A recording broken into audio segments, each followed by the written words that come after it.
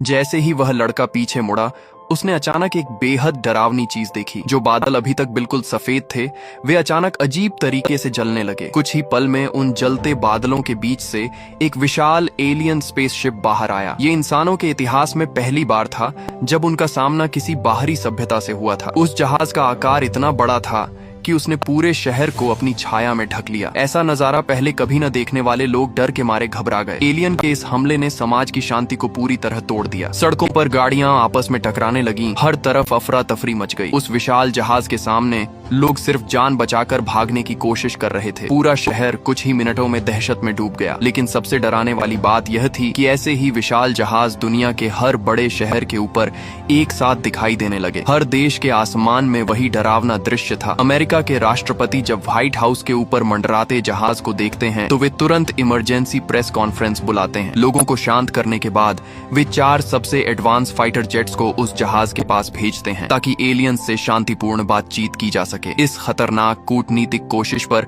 पूरी दुनिया के नेता नजर रखे हुए थे। लेकिन जैसे ही फाइटर जेट्स युद्ध मोड में उस जहाज के पास पहुंचे, जहाज के नीचे एक दरार धीरे धीरे खुलने लगी। उस दरार से एक तेज नीली रोशनी निकली। शुरुआत में पायलट्स को लगा कि शायद यह एलियंस का कोई दोस्ताना संकेत है, लेकिन अगले ही पल सब कुछ बदल गया। एलियंस के जोरदार हमले ने इंसानों की शांति की उम्मीद को पल भर में खत्म कर दिया। स्थिति की गंभीरता को समझते ही सरकार ने तुरंत डूम्सडे प्लान शुरू कर दिया। राष्ट्रपति और उनके कैबिनेट के सदस्य फाइटर जेट्स में बैठकर व्हाइट हाउस से सुरक्षित जगह की ओर भाग गए। लेकिन आम लोगों को इस बारे में कुछ भी पता नहीं था। कुछ पागल लोग तो एम्पायर स्टेट बिल्डिंग की छत पर इकट्ठा होकर हाथ हिला रहे थे। उन्हें उम्मीद थी कि एलियंस उन्हें अपने साथ ले जाएंगे, लेकिन उन्हें यह नहीं पता था कि उनके लिए क्या भयानक अंजाम इंतजार कर रहा है। तभी एलियन जहाज का निचला हिस्सा पूरी तरह खुल गया और उसके अंदर के जटिल मशीन और एनर्जी सिस्टम दिखाई देने लगे। अचानक उस मशीन के केंद्र में ऊर्जा इकट्ठा होने लगी और एक शक्तिशाली लेजर बीम निकली। एक ही पल में पूरी गगनचुंबी इमारत राख में बदल गई। धमाके की ताकत इतनी ज्यादा थी कि आसपास की सभी गाड़ियां हवा में उछल गईं। जलती हुई गाड़ियां लोगों पर बारिश की तरह गिरने लगी। तब जाकर लोगों को असली खतरे का एहसास हुआ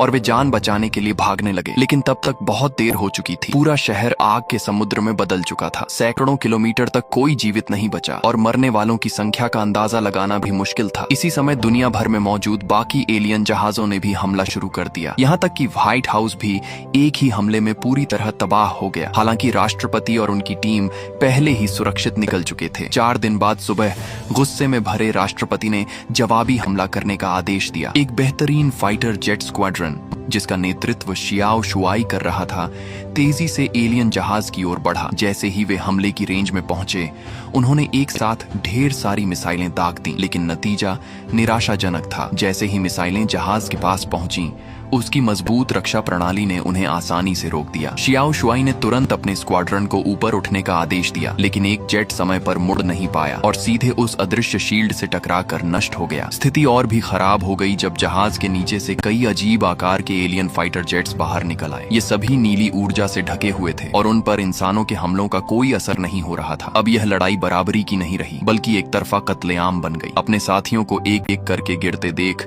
राष्ट्रपति को मजबूरी में पीछे हटने का आदेश देना पड़ा, लेकिन तब तक बहुत देर हो चुकी थी। कुछ ही मिनटों में ज्यादातर फाइटर जेट्स तबाह हो चुके थे। सिर्फ शियाओ शुआई और उसके कुछ साथी ही किसी तरह लड़ रहे थे। उनके जेट्स का ईंधन भी खत्म होने वाला था और पीछे से एलियन जहाज लगातार उनका पीछा कर रहा था। मजबूर होकर शियाओ शुआई ने जहाज को एक जटिल पहाड़ी इलाके की ओर खींचा और संकरी घाटियों का फायदा उठाकर उसे पहाड़ से टकरा दिया। वह एलियन जहाज रेगिस्तान में जाकर क्रैश हो गया। आखिरी समय में शियाओ शुआई पैराशूट के जरिए खुद को बचाने में सफल रहा। जब उसने चारों तरफ अपने साथियों की लाशें देखी तो उसका गुस्सा काबू से बाहर हो गया। उसने तुरंत एलियन जहाज को खोल दिया और अंदर मौजूद जिंदा एलियन को देखकर गुस्से में उसे जोरदार मुक्का मार दिया। फिर वह उस एलियन को कैदी बनाकर तपते रेगिस्तान में घसीटते हुए आगे बढ़ने लगा। प्यास से बेहाल होने के वक्त उसे एक साथी मिल गया जो उसे एक सुरक्षित जगह ले गया। वहां से वह एक गुप्त सैन्य बेस पहुंचा जो रेगिस्तान के अंदर बना था। यह इंसानों का एलियंस पर रिसर्च करने वाला सीक्रेट बेस था जिसे एरिया 51 कहा जाता है। इस रहस्यमयी अंडरग्राउंड बेस में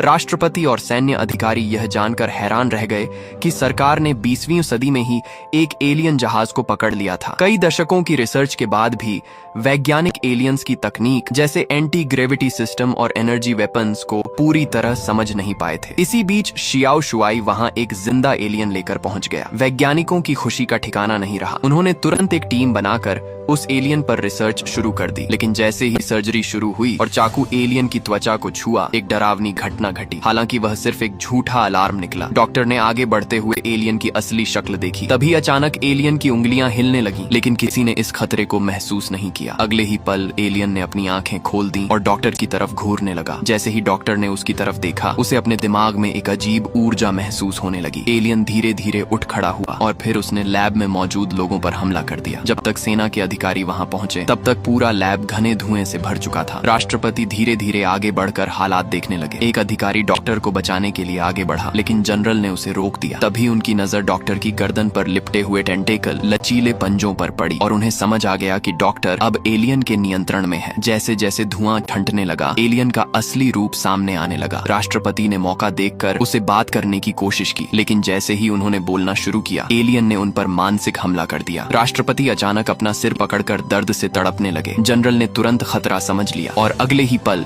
सभी सैनिकों ने एलियन पर गोलियां बरसानी शुरू कर दी। इस मानसिक टकराव के दौरान राष्ट्रपति को एलियंस के असली मकसद का एहसास हो गया। वे पूरी मानव जाति को खत्म करना चाहते थे। वे किसी भी ग्रह पर जाकर उसके सभी संसाधनों को खत्म कर देते हैं और फिर आगे बढ़ जाते हैं। इसके बाद एक अधिकारी ने अपनी पिस्तौल निकाली और आधे मरे हुए एलियन पर कई गोलियां चला दी, जब तक कि वह पूरी तरह मर नहीं गया। इस घटना के बाद राष्ट्रपति ने फैसला लिया कि अब एलियंस से निपटने के लिए परमाणु हथियार का इस्तेमाल किया जाएगा। एक B-2 बॉम्बर विमान जिसमें न्यूक्लियर बम था, एलियन जहाज की ओर रवाना हुआ। आदेश मिलते ही मिसाइल दागी गई और काउंटडाउन खत्म होते ही न्यूक्लियर बम सीधे जहाज से टकराया। कुछ पल के लिए सब खुश हो गए, लेकिन तुरंत ही एक भयानक खबर मिली। एलियन जहाज को कोई नुकसान नहीं हुआ था। अब पूरी मानवता के सामने सवाल खड़ा था, क्या इस बार इंसानियत का अंत तय है? हर तरफ निराशा छा गई। वैज्ञानिक डेविड इस असफलता से टूट गया और शराब में डूब गया। उसे अपनी बेबसी पर गुस्सा आ रहा था। तभी उसके पिता की बातों ने उसे अचानक सोचने पर मजबूर कर दिया। अचानक डेविड के दिमाग में एक आइडिया आया। वह एलियन सिस्टम के खिलाफ कंप्यूटर वायरस का इस्तेमाल कर सकता था। वह तुरंत बाकी वैज्ञानिकों को जगाता है और सबको इकट्ठा करता है। वह एक कोल्ड ड्रिंक का कैन जहाज के अंदर रखता है और एक अधिकारी से उस पर गोली चलाने को कहता है। पहली बार गोली जहाज की शील्ड से टकराकर वापस आ जाती है, लेकिन फिर डेविड सिस्टम में वायरस डाल देता है और दोबारा गोली चलाने को कहता है। इस बार गोली सीधे कैन को लगती है। इसका मतलब था कि जहाज की शील्ड अब काम नहीं कर रही। डेविड की योजना सफल हो चुकी थी। अब वह बताता है कि अगर इस वायरस को एलियन मदरशिप तक पहुंचा दिया जाए तो पूरी दुनिया में फैले सभी जहाजों की सुरक्षा ढाल खत्म की जा सकती है। लेकिन समस्या ये थी कि मदरशिप अंतरिक्ष में थी। वहां तक पहुंचने के लिए 2 लोगों को एलियन जहाज में बैठकर जाना होगा और अंदर घुसकर वायरस डालना होगा। यह मिशन बेहद खतरनाक था, क्योंकि सफलता के बाद भी शील्ड सिर्फ थोड़ी देर के लिए ही बंद होगी। डेविड और शियाओ शुआई इस मिशन के लिए तैयार हो जाते हैं। दोनों एलियन जहाज में बैठकर अंतरिक्ष की ओर उड़ जाते हैं। जल्द ही वे अंतरिक्ष में पहुंच जाते हैं और वहां का अद्भुत दृश्य देखते हैं। मदरशिप के पास पहुंचते ही जहाज ऑटो पायलट मोड में चला जाता है। थोड़ी चिंता के बाद भी वे सुरक्षित अंदर घुस जाते हैं। अंदर का नजारा देखकर वे हैरान रह जाते हैं। वहां लाखों एलियन सैनिक मौजूद थे, जैसे वे पृथ्वी पर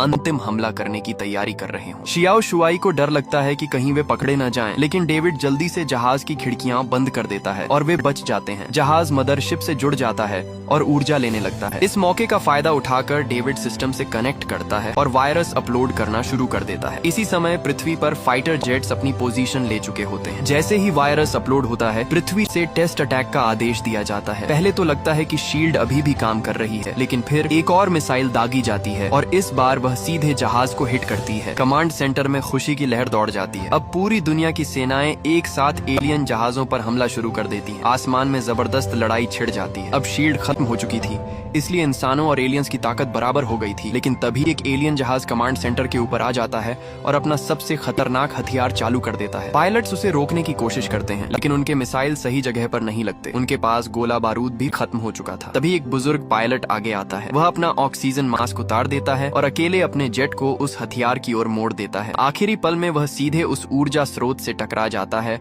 और जोर से चिल्लाता है, hello boys, I am back. अगले ही पल एलियन जहाज अंदर से फट जाता है। तभी सबको पता चलता है कि जहाज का पिछला हिस्सा ही उसकी सबसे बड़ी कमजोरी था। यह जानकारी तुरंत दुनिया भर में भेजी जाती है और सभी देश इसी तरीके से एलियन जहाजों को नष्ट करना शुरू कर देते हैं। दूसरी तरफ डेविड और शियाओ शुआई मिशन पूरा करके वापस जाने की कोशिश करते हैं, लेकिन उनका जहाज फंस जाता है। एलियंस को शक हो जाता है और वे जहाज का कंट्रोल अपने हाथ में ले लेते हैं। अब दोनों को लगता है कि उनका अंत तय है, इसलिए वे फैसला करते हैं कि मरने से पहले वे दुश्मन को भी खत्म कर देंगे। वे जहाज में मौजूद न्यूक्लियर बम को एक्टिव कर देते हैं, लेकिन तभी अचानक कंट्रोल सिस्टम टूट जाता है और जहाज आजाद हो जाता है। अब बम फटने में सिर्फ 30 सेकंड बचे थे। शियाओ शुआई तेजी से जहाज को लेकर वहां से निकलने की कोशिश करता है। पीछे से 3 एलियन जहाज उनका पीछा करते हैं, लेकिन वह अपनी शानदार उड़ान क्षमता से सभी हमलों से बचता है। आखिरी 0.66 सेकंड में वे मदरशिप से बाहर निकलने में सफल हो जाते हैं। एलियंस कुछ नहीं कर पाते और न्यूक्लियर बम फट जाता है। एक जबरदस्त धमाके के साथ मदरशिप टुकड़ों में बिखर जाती है। आखिरकार इंसानों को जीत मिल जाती है। डेविड और शियाओ शुआई हीरो बनकर धरती पर लौटते हैं। वे अपने परिवार के साथ खुशहाल जिंदगी जीने लगते हैं। कहानी के अंत में वे आसमान में उठते धुएं और टूटते हुए